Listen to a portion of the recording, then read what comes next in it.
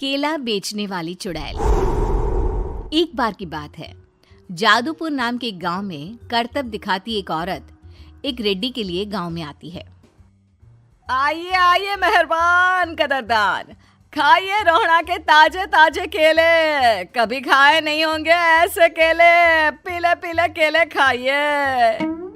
ये कहकर रोहड़ा हाथों में 4 केले लिए उन्हें सर्कल में जोर जोर से हवा में उछालती हुई करतब दिखाती है, जिसे देखकर आसपास के सारे बच्चे अपने अपने मम्मी पापा से उस औरत के पास जाने की जिद करने लग जाते हैं। पापा, ऐसा तो सर्कस में बॉल से होता है ना, ये आंटी तो केले से कर रही है। चलिए ना पापा, देखते हैं। रोहड़ा एक पतली सी तार पर चलती हुई केलों से करतब दिखाती है। आते जाते सभी लोग बाहर रुककर उसके करतब देखते हैं और वाह वाही करते नहीं थकते। जैसे ही एक आदमी पास आकर उसे पैसे देने लग जाता है, तब वो कहती है, अरे नहीं नहीं साहब, मैं करतब तो बच्चों के मन को बहलाने के लिए करती हूँ। धंधा तो मेरा केले का है। पीछे देखो मेरी रिड्डी, जो भी मेरे केले खाएगा मेरी तरह चुस्त दुरुस्त और तंदुरुस्त हो जाएगा। पता चलता है क्या कि मेरी उम्र 55 की है। अरे पर ऐसे ठंड के मौसम में कोई केला क्यों खाएगा? ये ऐसे वैसे केले नहीं है साहब, ये शरीर में गर्मी देते हैं। ठंड को दूर भगाए जो भी रोहिणा के केले खाए। पापा, अगर मुझे केले नहीं मिले तो मैं घर नहीं जाऊंगी। तभी उसके पापा कहते हैं कि बेटा, केले ठंड में कभी गर्मी नहीं देते। ये सब कहने की बातें हैं, सामान बेचने का तरीका है इनका। पर पिंकी नहीं मानती। मैं केले खाऊंगी। पिंकी की जिद के आगे नत्थू हार जाता है और उसे केले खरीद कर दे देता है। पिंकी खुश होकर केले घर ले आकर खाती है। अब मैं भी करतब करूंगी, कितना मजा आएगा। जादुई केले।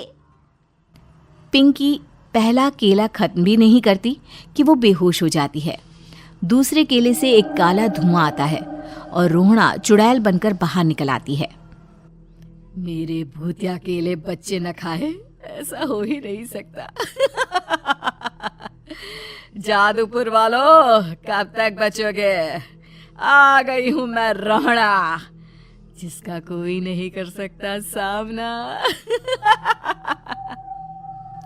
रोहड़ा पिंकी को गोद में उठाकर काले धुएं में कहीं गायब हो जाती है। शाम के वक्त नत्थू घर लौटता है और पिंकी को घर में ना पाकर उसकी माँ से कहता है, माँ पिंकी कहाँ है? अरे बेटा, उसे तो तू सुबह करतब दिखाने ले गया था ना, फिर कहाँ वापस आए तुम दोनों? मुझे लगा तू उसे अपने साथ मंडी ले गया होगा। हे भगवान, मेरी बच्ची कहाँ गई? मैं उसे घर ही तो छोड़कर गया था माँ। नत्थू गांव के घर कोने में अपनी बेटी को ढूंढता है, पर उसे वो कहीं नहीं मिलती। परेशान होकर आखिर रो रो कर नत्थू हिम्मत हार कर घर लौट आता है। अगली सुबह रोहड़ा फिर से करतब दिखाने आती है और इस बार पिंकी की तरह रोनी केले खरीद लेता है। 50 रुपए दिए थे पापा ने, सारे पैसों की मैंने केले खरीद लिए हैं। अब मैं भी आंटी की तरह ही करतबबाज बन जाऊंगा। यही सोचते हुए रोनी केले खाता है और पहला अकेला केला आधा खत्म भी नहीं करता कि चुड़ैल उसके सामने आ जाती है। मेरे साथ चलने का समय आ गया है रोनी। ये तो बस शुरुआत है।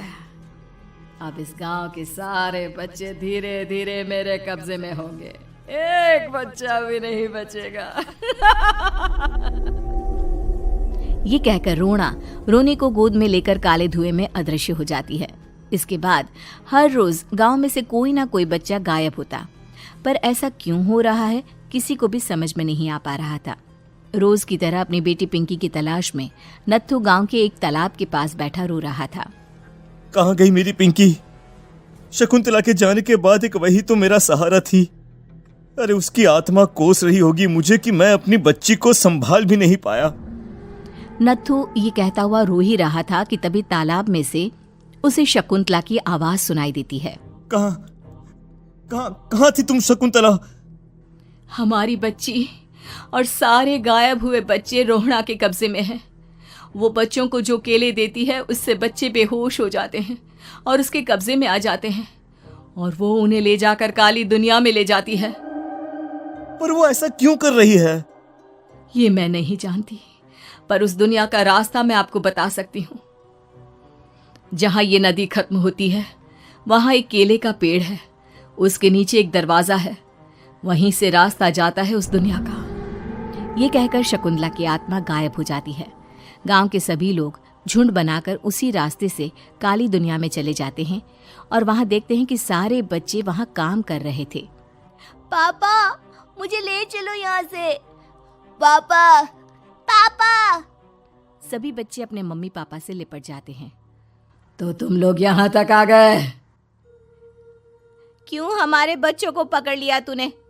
तुझे शिकार ही बनाना है तो ले, हम सब आ गए हैं, हमें खा ले। नहीं, मुझे बच्चे चाहिए, मेरे बच्चे के बदले तुम लोगों के बच्चे। क्या मतलब?